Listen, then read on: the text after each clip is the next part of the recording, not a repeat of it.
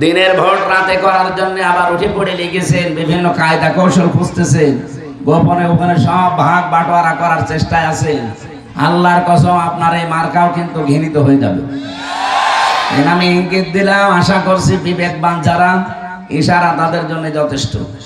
সুতরাং আপনারা সাবধান হবেন। যতই জনপ্রিয় হন না কেন এই পৃথিবীতে, মানবতার বিপক্ষে গেলে আল্লাহ রাব্বুল আলামিন নিজে তাকে আর ছাড়েন না। আমরা বহু ইতিহাস পড়েছি, ফেরাউনের, নমরুদের, সাদ্দাদের, এরা সব মানবতার বিরুদ্ধে ছিল। এই 15.5 বছরে লেডি ফেরাউন এটাও মানবতার বিরুদ্ধে ছিল। এই জন্য আল্লাহ একটু ছাড় দিয়েছিলেন, ফেরাউনের মতো নমরুদের মতো কিছু ছেড়ে দেননি। আবার যদি কেউ ওই রাস্তায় এগিয়ে যেতে চান, আপনাকে আল্লাহ হয়তো ছাড় দেবে, 5 বছর পরে আপনার বাড়ি ঘরও শ্মশান হয়ে যাবে। বাংলাদেশের যুবকেরা দেখিয়ে দেয়নি, কথা বলে না কেন, যে 32 নাম্বার মানুষ চুমা খেত যে আবেগে, ওটা এখন মাটির সাথে ভরাট হয়ে গেছে। ও এত আবেগওয়ালা মানুষ, একজনও তো সামনে যেয়ে দাঁড়ালেন না এটা আমি ভাঙতে দেব না। কারণ ওই সময় নাজিল হয়েছিল আযাবুল বুলডোজার। ওটার নাম কি? আযাবুল বুলডোজার। কেন নাজিল হয়েছিল জানেন? সূরা নমলে আছে। এখন যদি বলেন 32 নাম্বার ধানমন্ডি, এইটা কি সূরা নমলে আছে? হ্যাঁ আছে।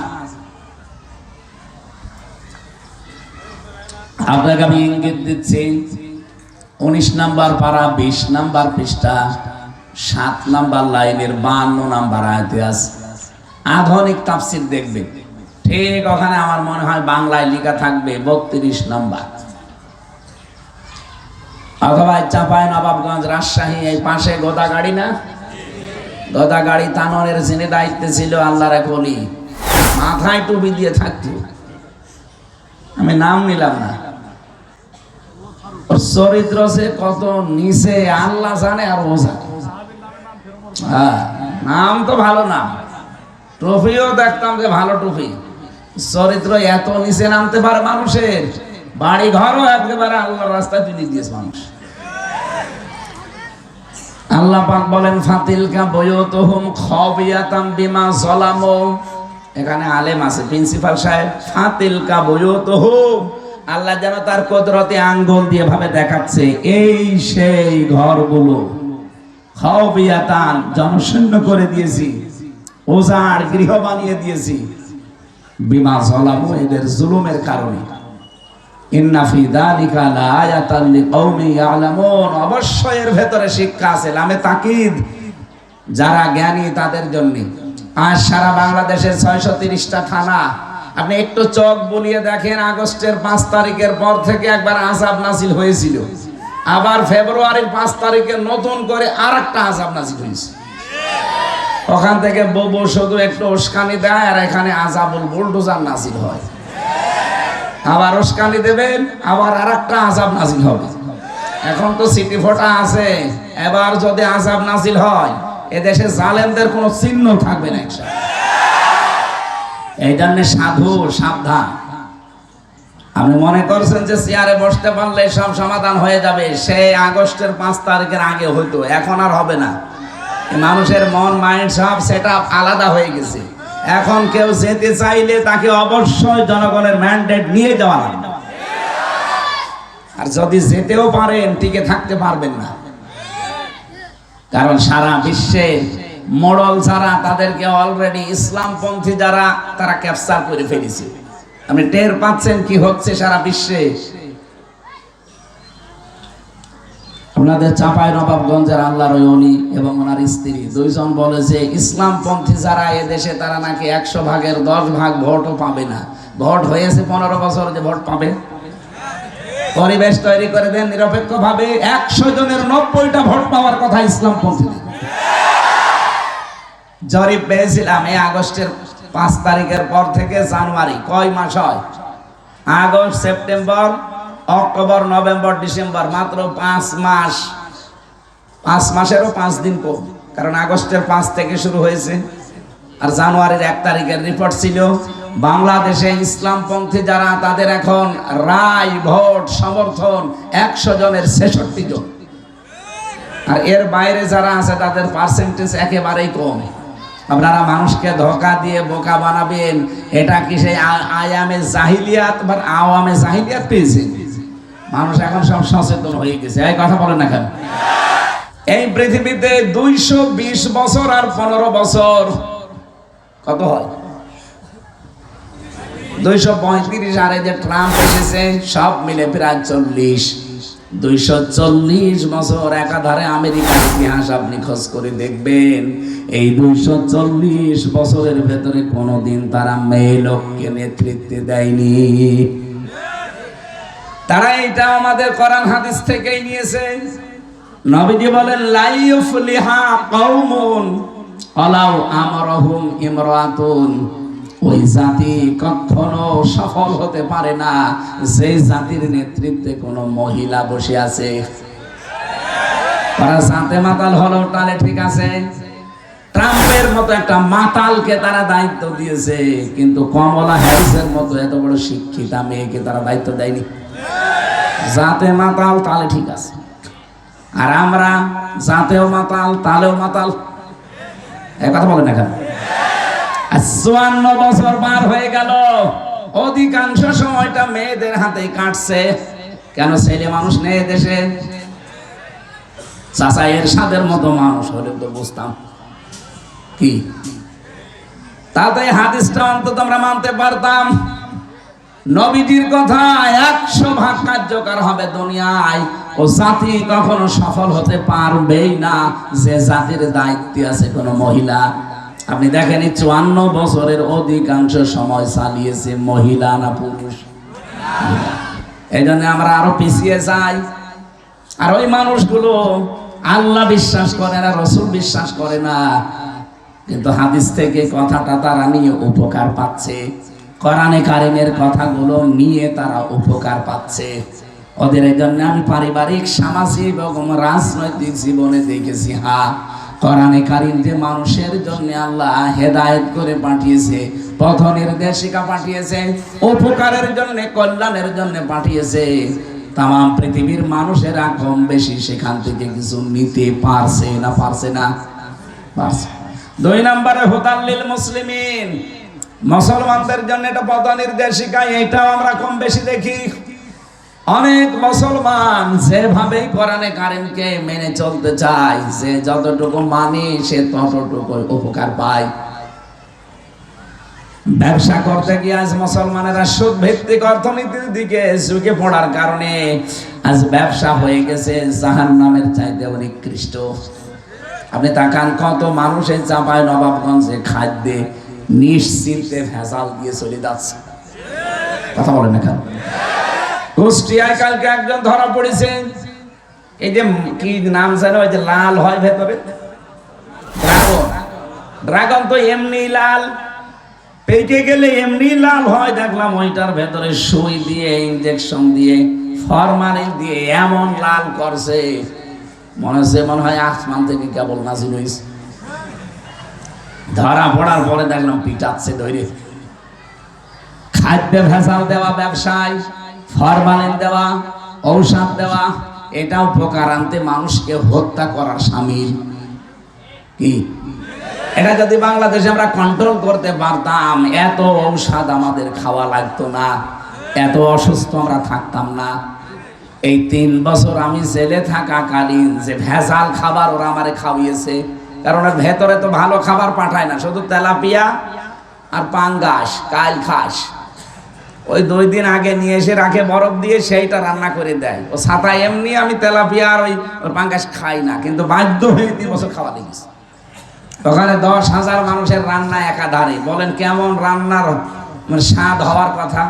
ঘাটের পানি তো ভালো, তার চাইতেও মনে হয় যে কোনো স্বাদ মতো কিছুই নেই। এই জন্য শরীরটা গেছে এই নষ্ট হয়ে।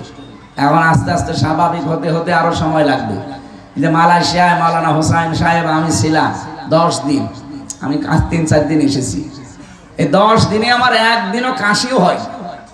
এত পরিষ্কার পরিচ্ছন্ন খাবারের মান তাদের, এমন জায়গায়।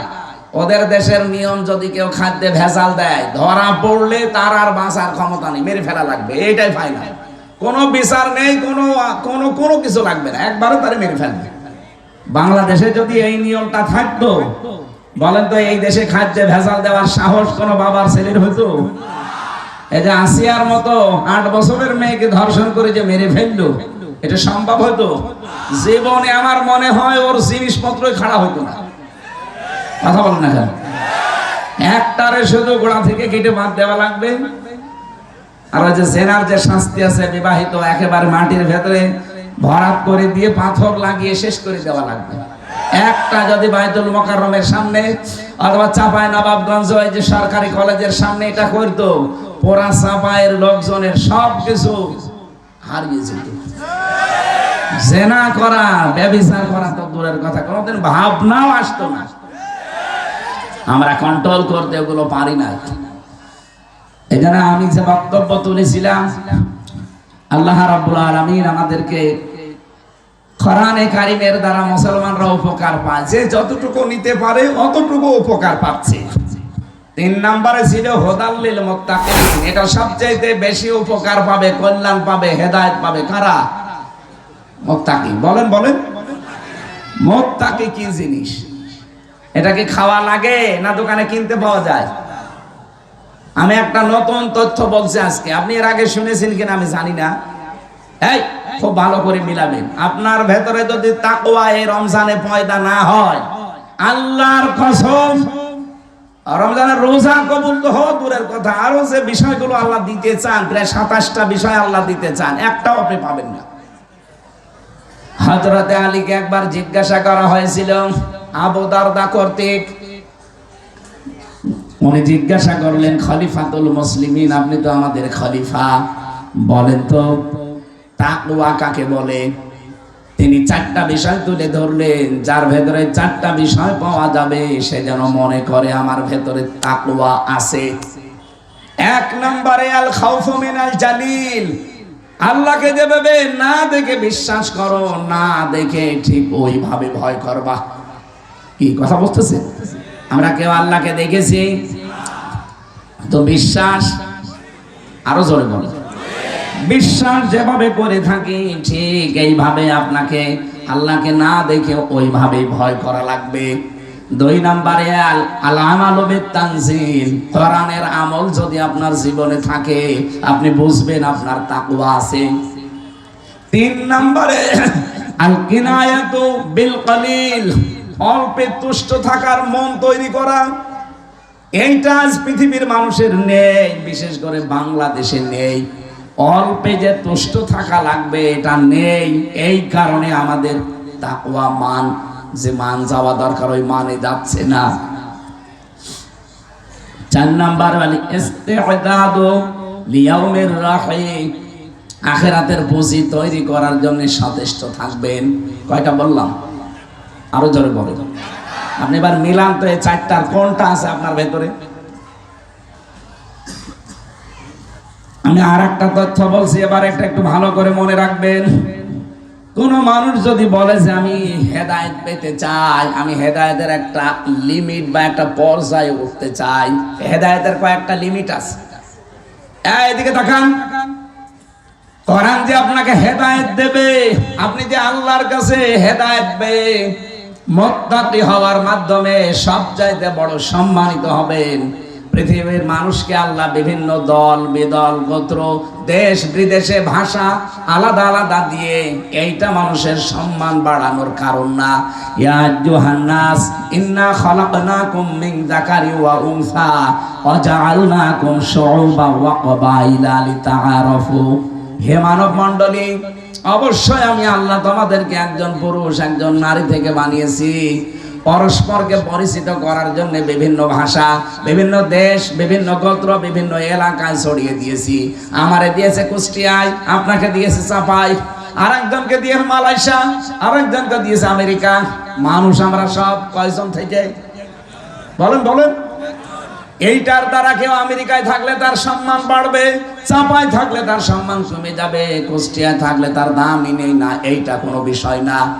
এই পরিচিত হওয়া অপরিচিত হওয়া, এক একটা জায়গায় বাস করা, কবিলা গোত্রে দেশে ভাষা নিয়ে বাস করা, এটা কোনো ম্যাটার বিষয় না।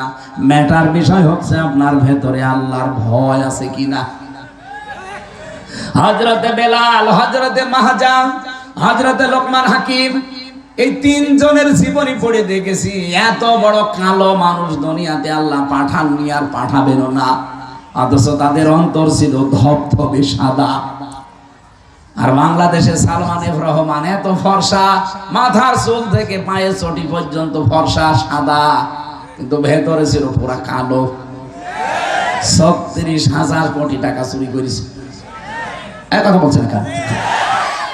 হযরতে বেলাল, হযরতে মাহজা, হযরতে লোকমান হাকিমের কাছে এই সালমান এফ রহমান দরবেশ বাবা কি, এর যতই ফর্সা হোক, ওর সব যদি ফর্সা থাকে, আমি বাকিটা না নাই বললাম, ওর যদি সব ফর্সা থাকে, মাথার চুল থেকে শুরু করে পায়ের চটি পর্যন্ত তো ফর্সা দেখলাম, এমনকি ভেতরেও যদি ফর্সা থাকে, তারপরও হযরতে বেলালের মতো মর্যাদা ওর আছে? মর্যাদা কিসে? ভয়ে। কিসে? আল্লাহ বলেন ইন্না আকরামাকুম ইনদাল্লাহি আতকাকুম, তোমাদের ভেতরে সবচাইতে সম্মানিত, আকরামাকুম সুপারলেটিভ ডিগ্রি দিয়েছেন আল্লাহ, সবচাইতে বেশি সম্মানিত ওই মানুষটা যার ভেতরে তাকওয়া আছে। এখন তাকওয়ার লেভেল কোন জায়গায় এটা দেখা লাগবে। আমি তাকওয়ার জন্য শর্ত বললাম কয়টা? না আপনারা শুনছেন না, কয়টা বললাম বলেন তো? বলেন, একটা একটা করে বলেন। এখন তো খেয়ে ফেলেছি, বাড়ি যাওয়ার সময় তো সবই খেয়ে ফেলবো। আমি আবার এক বাক্যে বলছি, আল খাউফু মিনাল জালিল, আল আমালু বিত-তানজিল, আল কিনায়াতু বিল কালিল, আল ইস্তিদাদু বিয়াউমির রাহিম। মোবাইলে তুলে নেবেন অথবা খাতা কলমে লিখে বাড়িতে এসে মেলাবেন যে আমার ভেতরে কোনটা আছে। আল্লাহকে যেমন না দেখে বিশ্বাস করি, না দেখে ওই পরিমাণে ভয় করা লাগবে। কোরআনের আমল আমার ভেতরে থাকা লাগবে। কোরআনের আমল কয়টা? এই যে হাত তুলেছে একজন, এই নাকি এমনি এরকম কোন করছে?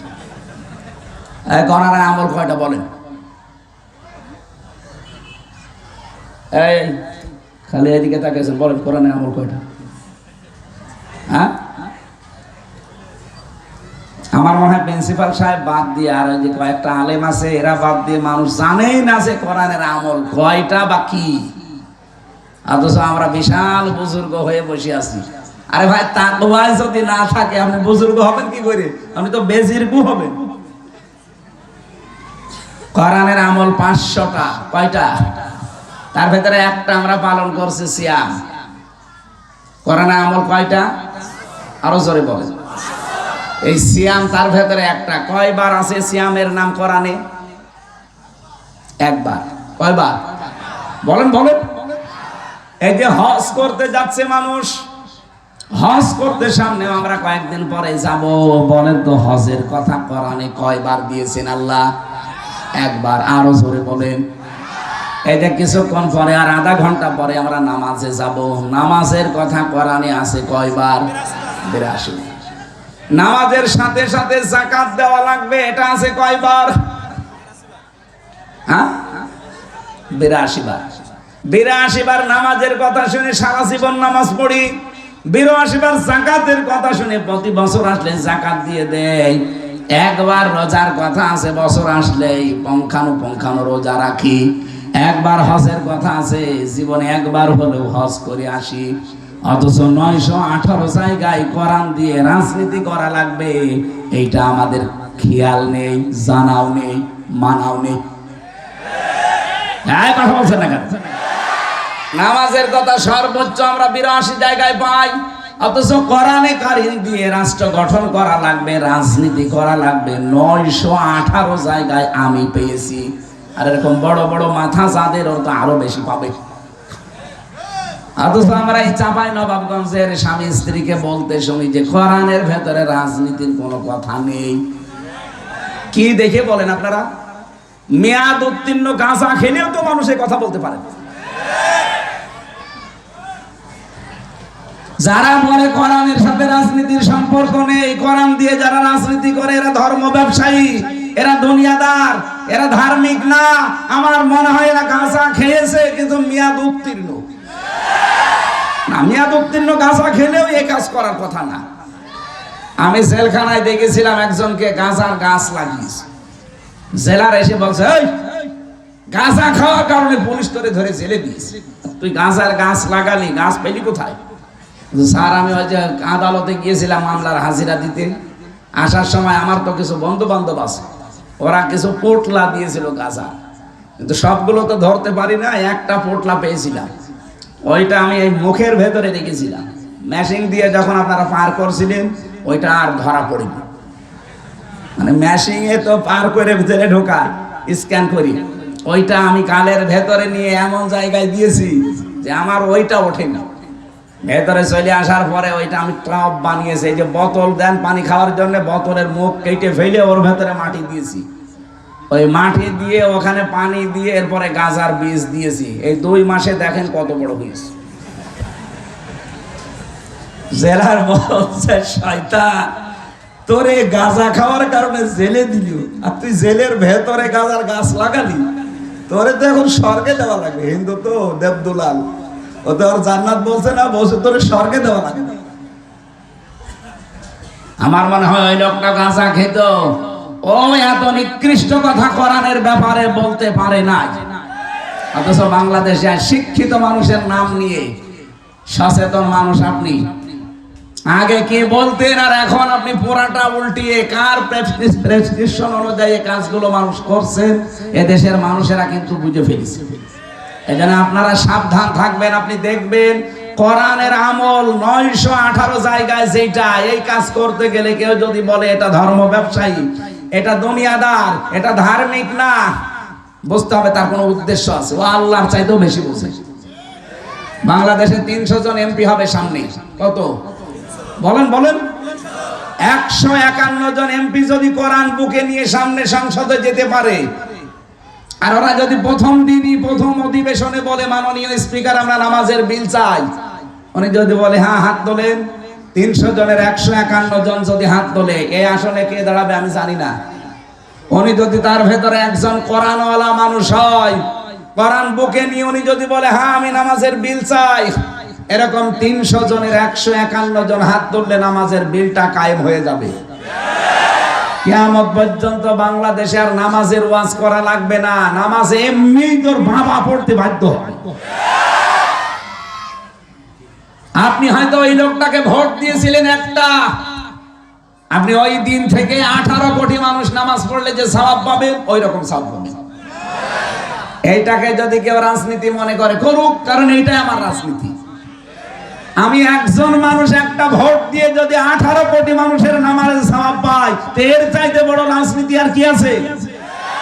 আমি এমন মানুষকে দিলাম যে হাত তুললো গাঁজার পক্ষে, ডাইলের পক্ষে আর বাবার পক্ষে। যত মানুষ বাবা খাবে আমার আমল নামায় ফিলাক্সি লোড হয়ে বিকাশ হয়ে আসবে। এখন যদি বলেন হুজুর আমার বিকাশ নাম্বার খোলা নেই, এমনি খুলে যাবে। এমনি যে খুলে যাবে তার প্রমাণ কি? হ্যাঁ, না না, এইটা বোঝানোর জন্য আমি এই পর্যন্ত এসেছি। এদিকে তাকান না, শেষ করে দেব। এখানে নামাজ মনে হয় 1:30 নাকি 1:30 না? এখানে একেবারে শেষ সময় পর্যন্ত 1:25 আজান দেবেন, দিয়ে নামাজ আমি সহ পড়ি যাবে না। শেষ করে দিতে বললে আমি শেষ করে দিচ্ছি, কিন্তু কথা এখন আমার শেষ হয়নি। তো এই আয়াতটা পুরা 9টা পয়েন্ট আছে, আমরা শেষ করবো একটা একটা করে ধারাবাহিক ভাবে। আর আমি নিজে আরো 6টা জুড়েছি, 9 আর 6 কত হয়? 15টা বিষয় বলবো। 15টা বলতে যদি আধা ঘন্টা লাগে, থাকবেন তো? থাকেন। এই যে আমার একটা রায়ের কারণে ফ্ল্যাক্সি লোড হয়ে বিকাশ হয়ে নগদ হয়ে আমার আমল নামায় কিয়ামত পর্যন্ত যেতে থাকবে। মাওলানা হোসাইন দেখি যেখানে কথা বলে খালি সাদগায়ে জারিয়ার কথা বলে, কারণ ওর তো টাকা লাগবে, তো টাকা তোলে শুধু। এই জন্য সাদগায়ে জারিয়ার সওয়াব পাবেন, আপনি টাকা দেন। সাদগায়ে জারিয়ার পাশাপাশি আর একটা জিনিস আছে, তার নাম গোনায়ে জারিয়া। এর নাম কি? এটা যে আছে অনেকে জানেই না। সূরা আনআম 31 নম্বর আয়াতটা একটু বাড়ি যে পড়বেন। আল্লাহ রাব্বুল আলামিন বলেন, ক্বাদ খাসিরাল্লাযীনা কাযযাবু বিলিকাইল্লাহ, অবশ্যই ক্ষতিগ্রস্ত হয়ে গেছে ওই মানুষগুলো যারা আল্লাহর সাক্ষাৎকে মিথ্যা মনে করে। হাত্তা ইযা জাআতুহুমুস সাআতু বাগতাতান ক্বালু ইয়া হাসরাতানা আলা মা ফাররাকনা ফিহা। হঠাৎ করে যখন তাদের সামনে মরণ চলে আসে, এখানে সাআতুনের অর্থ দুইটা, একটা মরণ আর একটা কিয়ামত। হঠাৎ যখন মরণ চলে আসে, বাগতাতান ক্বালু ইয়া হাসরাতানা, তখন ওই মানুষগুলো আফসোস করে, পেছনের জীবনের দিকে তাকিয়ে বলে মা ফাররাতনা ফিহা, আমার জীবনের জন্য আমার আফসোস, আমি কি পাঠিয়ে রাখলাম। অহুম ইয়াহমিলুনা আওজারহুম আলা যুহুরিহিম, এই যে ঝাড় না দিয়ে আল্লাহ আওজার দিয়েছেন, এইটাই ব্যাখ্যা। আপনি ফি সিলালিল কোরআনে আর বাইজাবিতে দেখবেন ঝাড়ের বহুবচন আওজার দিয়ে তারা ব্যাখ্যা কিভাবে সুন্দর করে লিখেছেন। আল্লাহ পাক বলেন ওই মানুষটা তখন পাপের বোঝাগুলো বহন করে নিয়ে যেতে থাকবে। আলা সামায়াজিরুন, ফেরেশতারা দেখে বলবে কত নিকৃষ্ট বোঝা লোকটা বহন করে নিয়ে যাচ্ছে। বলেন নাউজুবিল্লাহ। এবার আসেন আমি আয়াতের ব্যাখ্যায় যাচ্ছি। এই ওঠাউঠি করেন কেন? বসেন বসেন। আপনারা নিজেরা বললেন 25 পর্যন্ত আলোচনা করেন। এদিকে তাকান। তারা কিয়ামতের ময়দানে বোঝা বহন করবে, ঝাড় না দিয়ে আল্লাহ আওজার দিলেন কেন? আমার এখন 33 বছর বয়স, 92 সাল থেকে এই 2025 পর্যন্ত কত হয়? 33। এই 33 বছরে আমার যত অপরাধ হয়েছে, যত পাপ হয়েছে, এই পাপগুলো বোঝা বেঁধে যদি আমার পিঠের উপর আল্লাহ চাপিয়ে দেয়, আমার বিচার শেষ নাকি? হ্যাঁ না, মানে কি? আমার 33 বছরের যত গোনা একটা বোঝা বেঁধে আল্লাহ আমার পিঠের উপরে দিয়ে দিল, বিচার শেষ। কিন্তু ঝাড় দিতে পারতেন, আওজার দিলেন কেন? আওজার দেওয়ার কারণ হচ্ছে আমি 33 বছর বয়সে যে গোনাগুলো করেছিলাম মরে গেলাম, এমন এমন কাজের আঞ্জাম আমি দুনিয়ায় দিয়েছি যে আমি মরে গেলেও কাজগুলোর রেশ কাটেনি। কি আমি সিনেমা হল বানালাম, আমি মরে গেছি, সিনেমা হল মরে গেছে? বলেন বলেন। আমি মরে গেলাম, আমি একটা ব্যাংক বানিয়েছি, সুদের ব্যাংক, আমি তো মরে চলে গেলাম, কিন্তু ব্যাংক তো বন্ধ হয়নি। যতদিন সুদ চলবে ফিলাক্সি লোড হয়ে আমার আমল নামায় ওই গোনা যেতে থাকবে। আমার গোনা ছিল 33 বছর এক বোঝা, আর কিয়ামত আসতে আসতে আমার বোঝা হয়ে যাবে 1000 বোঝা। কথা বলেন না কেন? এমন একটা ছাত্র সংগঠন আমি তৈরি করে গেলাম যারা 100টা মেয়েকে ধর্ষণ করার পরে মিষ্টি বিলোপন করে। এরকম ছাত্র সংগঠন দেশে নেই, যাদেরকে সরকার নিষিদ্ধ করে দিয়েছে। আরো আগে নিষিদ্ধ করা ভালো ছিল, পরে করেছে তাও ভালো। এরা 100টা মেয়েকে ধর্ষণ করার পরে সেঞ্চুরি করেছে, এই জন্য মিষ্টি বিলায়। এখন যারা এই ছাত্র সংগঠন কায়েম করেছিল, বানিয়েছিল, তারা তো কবরে মরে পড়ে আছে, পটল তুলেছে কত বছর আগে, কিন্তু এরা তো মরে যায়নি। এক কথা বলে না কেন? এরা সারা দেশে 180 মাইল বেগে ধর্ষণ চালাচ্ছে, 180 মাইল বেগে টেন্ডারবাজি, চাঁদাবাজি, ছিনতাই, রাহাজানি।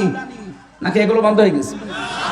এইগুলো যারা করেন, যারা এই দলটা বানিয়েছিলেন, আপনি হয়তো মরে গেছেন, কিন্তু আপনার তৈরি করা ছাত্র সংগঠন, যুব সংগঠন, আরো মুরব্বী সংগঠন, যত দল আছে সব কিন্তু চালাচ্ছে একেবারে 180 মাইল বেগে। আপনি হয়তো 50 বছর 54 বছরে মরে গেছেন, একটা বোঝা পাপ ছিল আপনার। কিয়ামত আসতে আসতে আপনার পাপের বোঝা কতটা হবে আপনি টের পাচ্ছেন? এবার আপনি নিজে ভাবেন, এই যে আওজার আল্লাহ দিয়েছেন এমনি দেন। আমার মনে হয় আয়াতের বাংলা বললে আপনি এখন বুঝে ফেলেছেন যে আল্লাহ কাকে বলতে চায়। আমিও হতে পারি যদি আমি এরকম কিছু করে যাই। এই কথা বলেন না কেন? আমি মারা গেলাম, আমার সম্পদ ডান হাত বাম হাত নেই, বাবা শাহজালাল, সব হালাল। এইভাবে বিশাল 10 বিঘা থেকে 100 বিঘা করে তুই আমি মরে গেলাম, কিন্তু আমার বউ, আমার মেয়ে, আমার ছেলে, ওরা তো বসে নেই, ওরা তো ওইগুলো দিয়ে আরো অবৈধ কাজ করে, আর ওগুলো সব ফ্লাক্সি লোড হয়ে আমার আমল নামায় আসতে থাকে। একদিকে এগুলো উপায় করার, অপরাধ, আর 2 নাম্বার এখন অবৈধ কাজে ব্যয় হওয়ার আরেকটা অপরাধ। এরকম পাগল দেশে আছে না নেই? আরে বর্ডার এলাকায় তো আরো বেশি। এখান তো সব আল্লাহর রাস্তায় জিনিস আসে। কথা বলেন না কেন? আমি কি স্যারের ব্যাখ্যা আর স্যার যেটা বললাম বোঝাতে পেরেছি নাকি আরেকবার বলা লাগবে? আলহামদুলিল্লাহ আপনারা বুঝেছেন, আমি জানি। আর একটু ভালো করে দরকার শুনে নেবেন।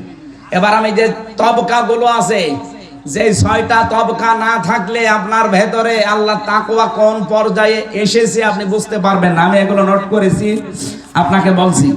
1 নম্বরে আপনাকে হকের অনুসন্ধান করা লাগবে। কি বললাম?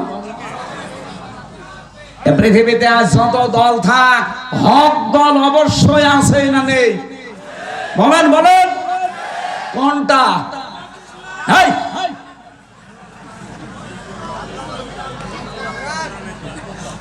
হক দল কোনটা? আল্লাহ কোরআনে সূরা আহজাবের 22 নম্বর আয়াতে দিয়েছেন। এইটার সাথে যাদের এই বাংলাদেশে মিল আছে, আল্লাহর কোরআনের ভাষায় তারা হক দল। আলাম্মা রাআল মুমিনুনাল আহজাব ক্বালু হাযা মা ওয়া'দানাল্লাহু ওয়া রাসূলুহু ওয়া সাদাকাল্লাহু ওয়া রাসূলুহু ওয়া মা যাদাহুম ইল্লা ঈমানা ওয়া তাসলিমা। বলেন আল্লাহু আকবার। ইমাম ইবনে তাইমিয়া আয়াতের ব্যাখ্যা আমি দেখেছি, উনি জানিয়েছেন, হে পৃথিবীর মুসলমানেরা, তোমরা হক দল কোনটা যদি চিনতে নাও পারো, তোমরা দেখবা জালেমরা কোন দলকে টার্গেট করে, ওই দলটাই হক দল। ইসলামের আলোকে, কোরআনের আলোকে সামনে এগিয়ে নেওয়ার জন্য এক দল চেষ্টা করবে। ওই দলকে বাধা দেওয়ার জন্য আপনি যখন দেখবেন যে ওই দলকে বাধা দেওয়ার জন্য অনেক দল উঠে পড়ে লেগেছে, আপনি বুঝবেন ওইটা হক পথে আছে। বাংলাদেশে আজ প্রায় 73টার উপরে প্রায় 48টা নিবন্ধিত দল। আর একটা দল নিবন্ধিত ছিল, ওরা অবৈধভাবে এটাকে নষ্ট করে দিয়েছে, বাংলাদেশ জামাত ইসলামী। এটা হলে 49টা হবে, আর আমরা আশা করবো এটা অতি শীঘ্র যেন ফেরত দেওয়া হয়। কথা বলেন না কেন? এটাও তো নিবন্ধিত ছিল, এরাও দাড়ি পাল্লা নিয়ে পাশ করেছে, এমপি হয়েছে, মেম্বার হয়েছে, উপজেলা চেয়ারম্যান হয়েছে, মেয়র হয়েছে, হয়নি?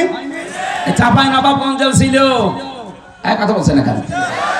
অথচ সে মার্কাকে ওরা অবৈধ ঘোষণা দিয়েছে নিজেদের বানানো আদালতের মাধ্যমে। আমরা চাই 48টা যেমন আছে, এই দলটাকে দিয়ে তার হারানো জিনিস ফেরত দিয়ে 49টা হোক। সব মিলিয়ে দেশে প্রায় 73টার উপরে রাজনৈতিক দল কাজ করছে। আপনি দেখেন সব দলের টার্গেট কিন্তু শুধুমাত্র ইসলাম ঠেকাও। সবার টার্গেট একটা। কেন এখনো এত হাজার হাজার দল এই দেশে মানুষ করে, শ দল আছে, কোন দলের উপরে তো কারো টার্গেট নেই। তাহলে হক অনুসন্ধান করা লাগবে আপনাকে, কোন দল হক হক কথা বলে, হক পথে চলে। আপনি যখন হকের অনুসন্ধানে থাকবেন, এটার আমি তথ্য পেয়েছি সূরা আনামের 75 নম্বর আয়াতে। ওই যে আমাদের জাতির পিতা ইব্রাহিম আলাইহিস সালাম, তিনি হক অনুসন্ধান করছিলেন। কি আপনারা জানেন না? ফালাম্মা জান্না আলাইহিল লাইলু রাআ কাওকাবা, এখান থেকে একেবারে 80 নম্বর আয়াত পর্যন্ত। আমি বিস্তারিত তথ্যগুলো বলতে পারছি না। 2 নম্বরে হক যদি পেয়ে যান, আপনাকে হক কবুল করা লাগবে, গ্রহণ করা লাগবে। 3 নম্বরে হক শুধু গ্রহণ করলে হবে না, এটা প্রচার করা লাগবে। 4 নম্বরে হক শুধু প্রচার করলে হবে না, হকের উপরে দৃঢ় থাকা লাগবে। হকের উপরে দৃঢ় থাকলে 3টা পুরস্কার আল্লাহ দান করে। এটা সূরা হামিম সেজদার 30 নম্বর আয়াতে আছে। 5 নম্বরে হক শুধু দৃঢ় থাকাই না, হককে কায়েম করার জন্য একতাবদ্ধ হওয়া লাগবে। এই তথ্য সূরা শুরার 13 নম্বর আয়াতে আপনি পাবেন। আনাকিমুদ্দিন ওয়ালা তাতাফাররাকু ফি। এই পৃথিবীতে হককে কায়েম করার জন্য আল্লাহ সব নবীকে আদেশ দিয়েছিলেন কম বেশি। 6 নম্বরে হক কায়েম হলে এটাকে অবশ্যই আপনাকে সাহায্য করা লাগবে। বাংলাদেশে একটা পরিবেশ আল্লাহ তৈরি করে দিয়েছে, সামনে যদি এদেশে হক কায়েম হয়, এ হককে টিকিয়ে রাখার জন্য সাহায্য করতে আমরা রাজি আছি না? সে সময় তো এসে গেছে, কই আমরা তো এখন রাজি দেখছি না, আরো পেছিয়ে যাচ্ছে অনেকে। এই পরিবেশটা যে আল্লাহ তৈরি করে দিলেন, এটাকে যে টিকিয়ে রাখার জন্য চেষ্টা করা লাগবে। এর দ্বারা যেন আল্লাহ পাক এই জমিনে তার হকটা অবশ্যই প্রতিষ্ঠিত করে দেন, আর আমরা যেন পাহারাদার হয়ে যেতে পারি। বলেন আমিন।